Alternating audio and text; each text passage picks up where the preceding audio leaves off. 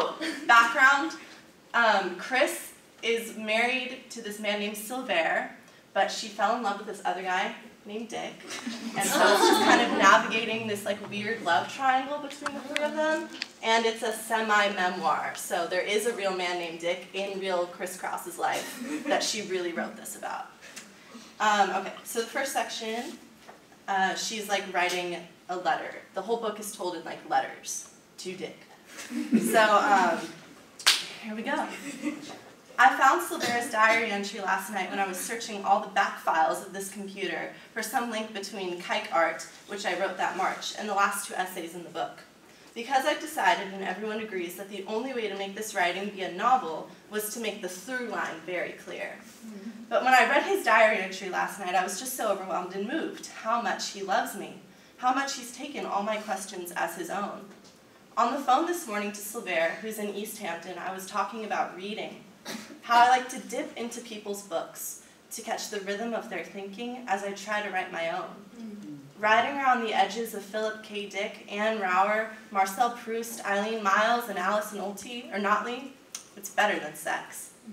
Reading delivers on the promise that sex raises but hardly can ever fulfill, getting larger because you're entering another person's language, cadence, heart, and mind. On April 9th, 1995, I saw Dick alone in Los Angeles for the last time. We took a walk behind Lake Avenue. On April 20th, I phoned him from upstate New York. I was upset and wanted resolution. The conversation was long and messy. He asked me why I made myself so vulnerable. Was I a masochist? I told him no, because don't you see, everything that's happened here to me has happened only because I've willed it. On April 23rd, I met Josh Hannert, then the curator of the Whitney Museum, to talk about my films. I was expecting John to offer me a show. Instead, he wanted to engage me in a dialogue about the failure of my films. On June 6, 1995, I moved permanently to Los Angeles. The philosopher Ludwig Wittgenstein wrote in his diary, "Understand or die." That summer, I was hoping to understand the link between Dick's misapprehension of me as a masochist and John Hannert's judgment of my films. Both men admitted that though they found my work repugnant, it was intelligent and courageous. I believe that if I can understand this link, I could extend it to the critical misreads of a certain kind of female art. I have just realized that the stakes are myself, Diane de Prima wrote in Revolutionary Letters in 1973. Because we rejected a certain kind of critical language, people just assumed that we are dumb. The genius Alice Notley said when I visited her in Paris. Why is female vulnerability still only acceptable when it's neuroticized and personal, when it feeds back on itself? Why do people still not get it when we handle vulnerability like philosophy, at some remove? Today at Barnes & Noble, I bought a new book by Steve Erickson. The jacket blurbs placing him within a new and all-male canon offended me.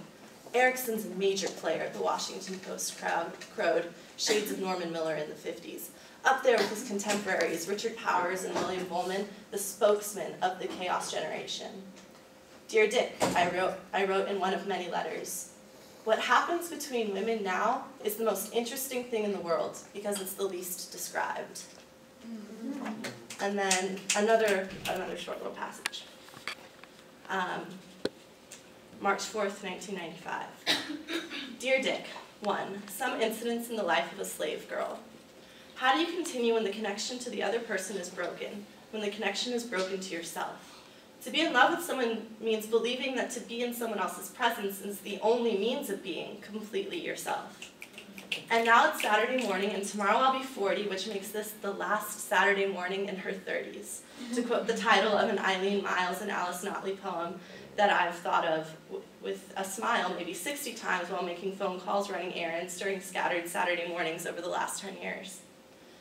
Yesterday afternoon, I drove back here from New York City.